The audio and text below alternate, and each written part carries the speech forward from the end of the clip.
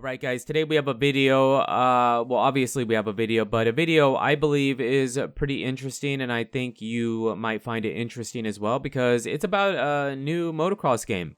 A new motocross game being developed. We have video clips, we have gameplay, information from the studio, a bunch of stuff to show you, which we will get into, but there's two things I kind of want to go over before we get to that. The first one is this game. This is Mad Skill's Motocross Chasing the Dream. No, you can't play it. And you might say, why would I say what game it is? Well, usually in a video kind of like this, there's somebody that wants to know what game is being played in the background. So that's what it is. Mad Skill's Motocross Chasing the Dream. It never released. You can't play it. I was lucky enough to get a code to test it out quite a while ago, and I can still play it. So that's a game that's being played in the background. And the other thing I want to talk about is that we are in a genre of game, motocross games, not just racing, but more specifically motocross games, supercross games, where we might go a year or so without ever getting a new game.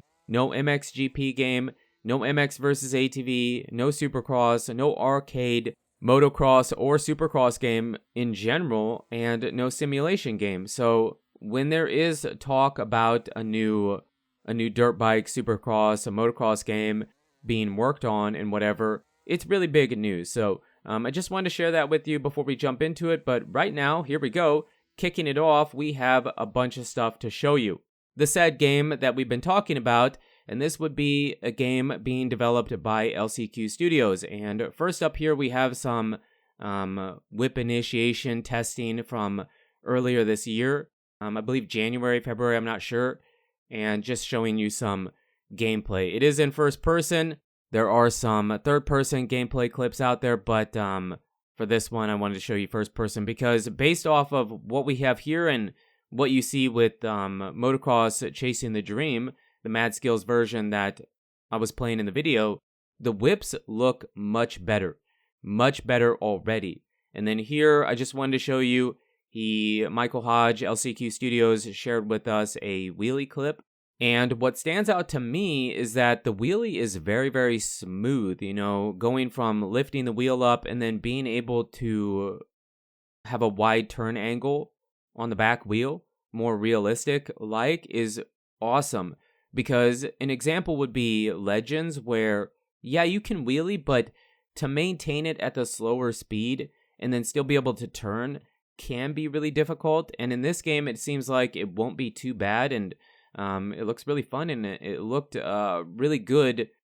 Just a little clip here to show you with the physics. There were more, but I was kind of picking and choosing what I wanted to put in the video. Here is an animation video. Now, with the animation, there was a lot more being said by Michael Hodge about the animations. I guess they were going to kind of go one route, but it didn't really work, and so they went a different route, and that's where they are right now.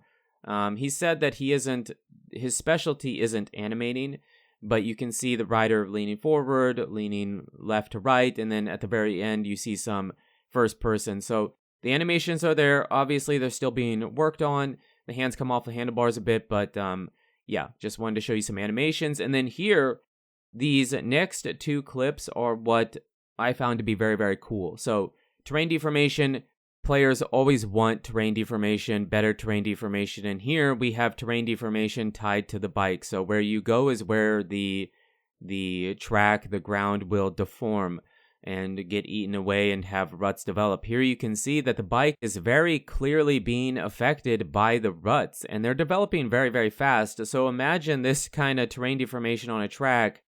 It's going to get wild. It's going to get nasty, and the terrain deformation looks incredible in the early development here. So I'm not really that worried about the terrain deformation. He also did mention that he wants to work on the wheels, I believe, the tires, and if he does something, he said that the bike should sit down in the rut and be able to take the rut even better. So terrain deformation is looking really good. And then this clip is really cool because I believe the water was a plug-in with whatever engine he's using or however he's doing it, but it looks incredible. It looks so good. I know water can be back in the day, at least, water could be really, really hard to do in video games. And here with this plugin, it looks really, really good. So I wanted to share this with you. Pretty cool. And then here I want to show you, he has the bail system where you can bail and then crash and ragdoll and whatever. But there's way more to it. So he also is trying to develop a system, and he has talked about it way back in the beginning, that here you see the rider is getting back up. You can control the rider. You can move around.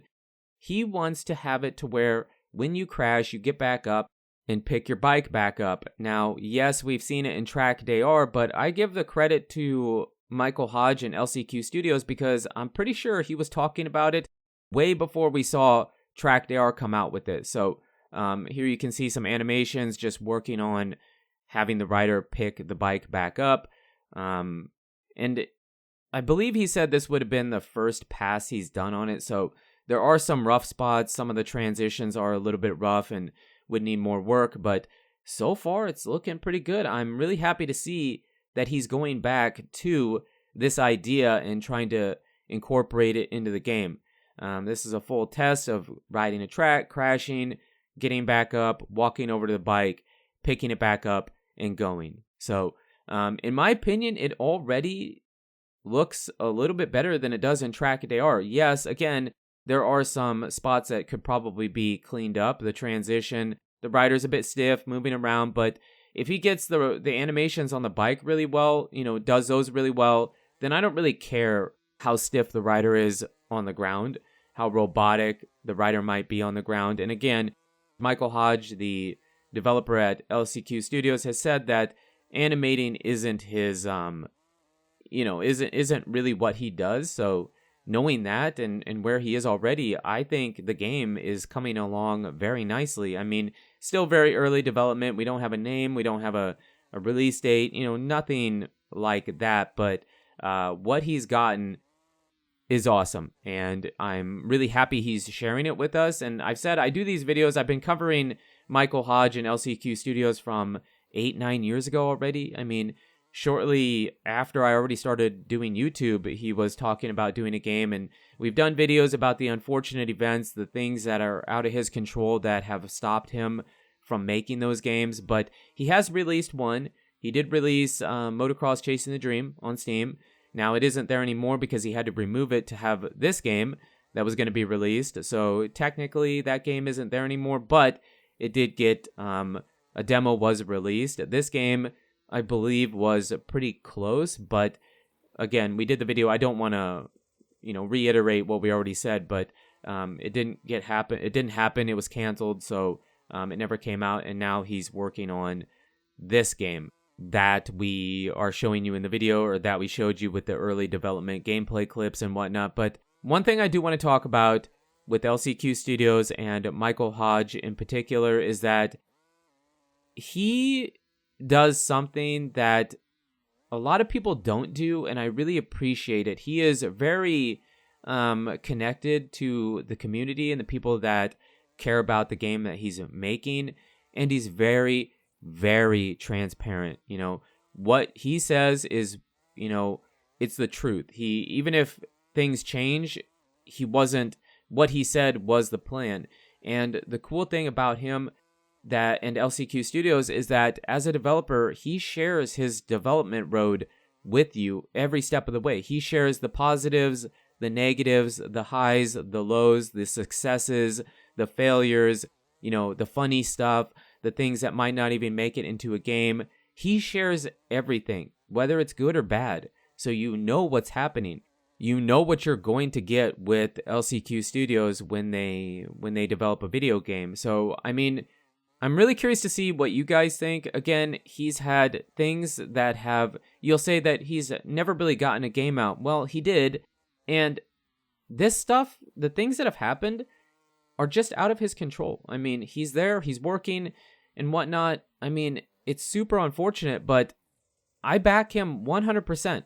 100% in what he's trying to do. And I really believe he's going to get one of these games out eventually, and it's going to be awesome.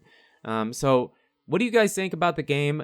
What do you think about what you're seeing? What do you like? What don't you like? What would you like to see added or have Michael Hodge and LCQ Studios work on? Remember, when studios say a small team, that might be 10, 20 people, maybe more, maybe 50. But LCQ Studios is, I don't really know. At one time, it was like 5 people, 5 to 7 people. So very small.